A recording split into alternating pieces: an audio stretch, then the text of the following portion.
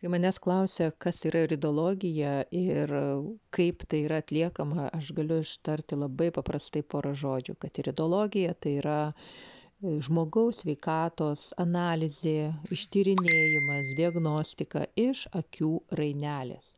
Iš akių rainelės, tai vadinasi, žiūrėdama į žmogaus akis, aš galiu nusakyti jo psichologinę būklę, jo emocinę būklę, jo mentalinę būklę ir jo fizinę būklę.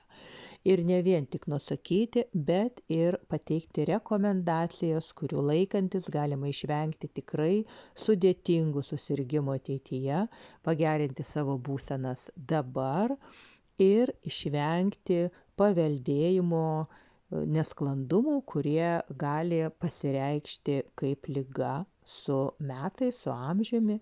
Todėl iridologijos tyrimą aš rekomenduoju kiekvienam nuo 6–5 metų nors kartą per metus atlikti, nes mes nuolat keičiamės ir mūsų būsenos yra visada dinamiškos. Tai kreipkitės, visa informacija yra mano veiklos puslapyje www.juratesatija.eu arba tiesiog parašius man asmeninę žinutę.